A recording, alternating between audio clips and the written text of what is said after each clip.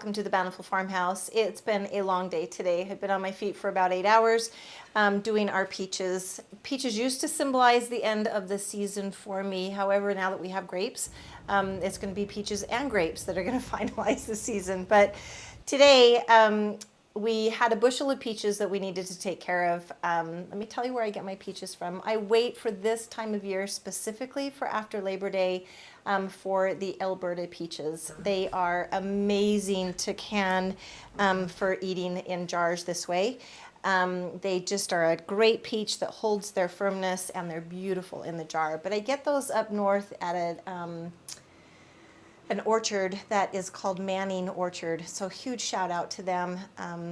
Like I say, we wait this time for specifically for their Alberta peaches. But what we've done today is we've put up 12 quarts of peaches just to nibble on throughout the winter. And then I moved into doing Eric's favorite. He loves peach raspberry jam. So I purchased raspberries early. Our bushes aren't producing yet, so I purchased raspberries early this season and separated them out into 1 cup measurements, froze them so that we would have them to do with the peaches when we finally got the peaches.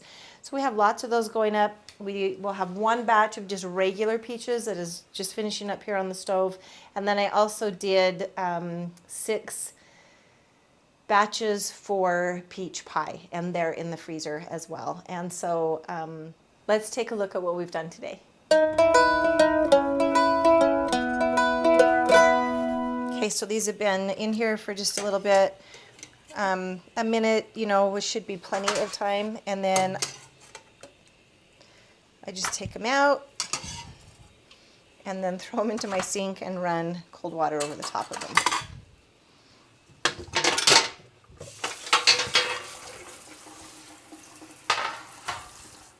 I forgot to mention that these jars have been sterilized and washed and sterilized before putting in the peaches, and then the lids are the 2-piece lids that you use.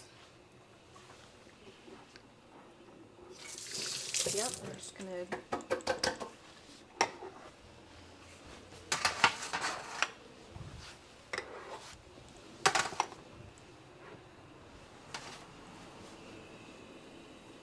Our syrup has all the sugars dissolved. You want to make sure that that is a good thing.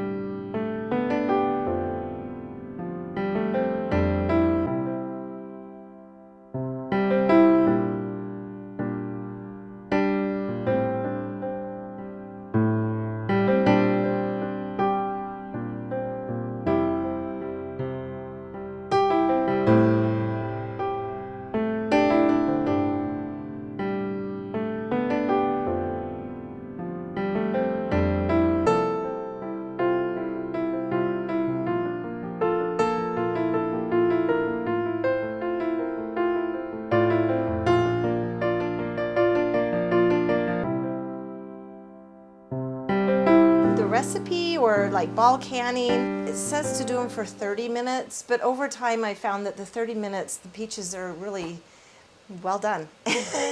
So we only do 20 minutes. We, meaning my mom and I, only do 20 minutes. So that is our process time.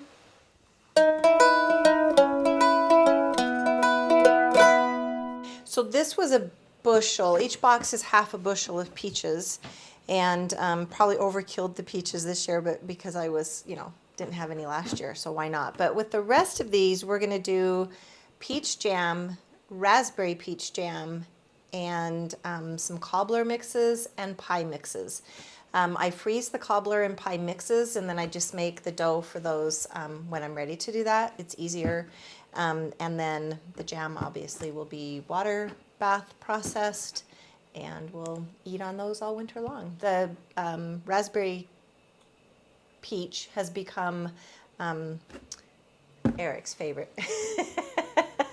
He's like, yes. Okay, so we'll walk you through that process as well once I get these kind of cleaned up, and then we'll get ready to go. We're going to peel these the same way. You peel and crush for the jam. You peel and slice for the pies, and so we'll just kind of do little processes on those as we go through. I'll put the recipes up as well, and we'll check in with you a little bit later as we get going. So here we go for the peach jam. And again, I'm following the Certo recipe. I've already sanitized and cleaned the jars, and we're just going to get ready to put some peaches. I'm needing 3 cups of peaches to the 1 cup of raspberry. And the raspberries are on before peaches, and so I have to remember to purchase early in the year when they first come on and get enough to freeze so that we have them for this time of the year when the peaches are on.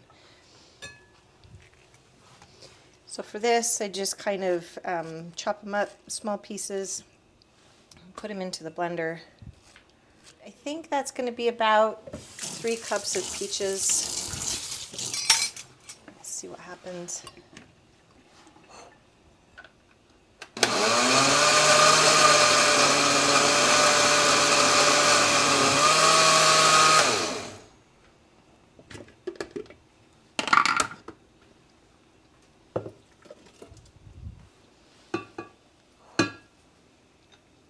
I already measured these out as a cup when I crushed them earlier this summer. And we're just going to, okay. And then this goes in on the stove. Grab this one too.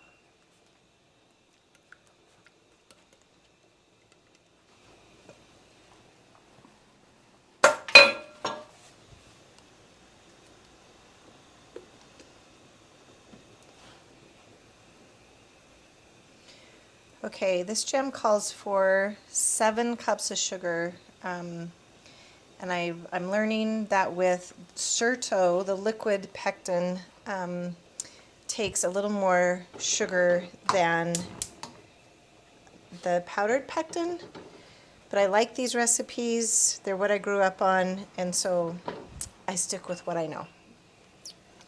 7 cups seems like quite a lot. And you can buy pectin that is low sugar if you want to cut your sugar, but when you're following the recipe, do not cut the sugar because you'll end up with a mess. So we're going to go ahead and measure out 7 cups of sugar, get that boiling. We're going to boil it hard for 1 minute, and then we'll add in the pectin and boil that again for 1 minute, take it off the heat, and add it into the jars. I like to have my pectin ready to go because this is just a fast process, and sometimes if you let it boil without stirring, it will boil over. So, all right, so I'm going to measure. There's 1. Okay, just stir that in.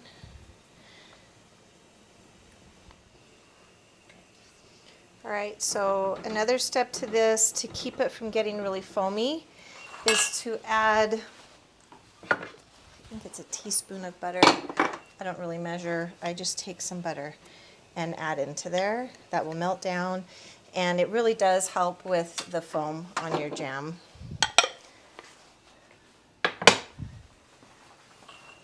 We're just gonna let this kind of boil and do its thing. Like I say, once it comes to a boil and you can't keep it from boiling while you're stirring, you're going to set the timer for a minute and let that come to boil for a hard minute, and then turn it down a little bit, add the pectin, turn it back up, boil it really hard for a minute again, and then we'll cool it and put it in the jars.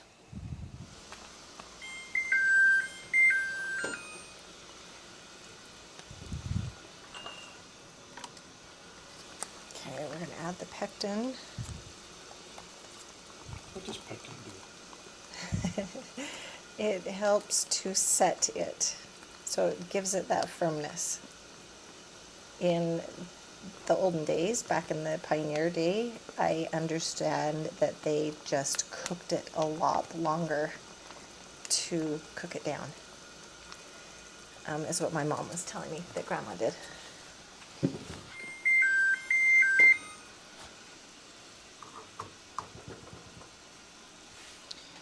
All right, I'm gonna let that stop bubbling for a minute, but see the foam that's on there? So the butter helps prevent, I have not put butter in and I've had much more foam. So the butter really does help. But you just use a metal spoon and scrape off the little bit of foam that's on there.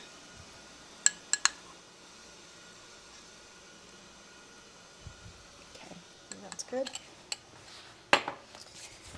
And then we're going to fill the jars, and we're going to fill them to a 1/4 inch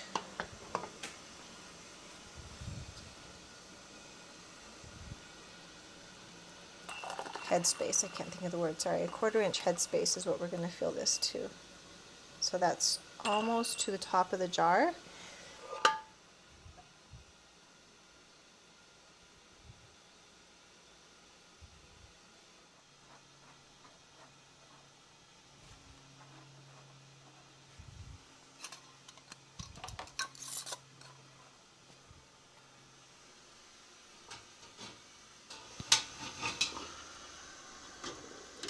We want the water to cover 2 inches, and that is not. So we have a hot water kettle that we've boiled, and I'll just add that in to get that 2 inch. And then turn the heat up. Wait for that to come to a boil, and then we'll time them for 15 minutes. This is going to wrap up this episode of the Bountiful Farmhouse. Who knew what you could get out of a bushel of peaches, right? But I have one more batch to do, but I've got to parboil some peaches to get them ready to skin. So we're going to end the episode here, and thanks for joining us. If you have any questions, please drop them in the comments. We'd be happy to hear, and I would be thrilled to hear what you do with your peaches. There are so many other things that you can do with peaches. This is the very simple basics. So let us know. We'd love to hear from you. Thank you for joining us here at the Bountiful Farmhouse.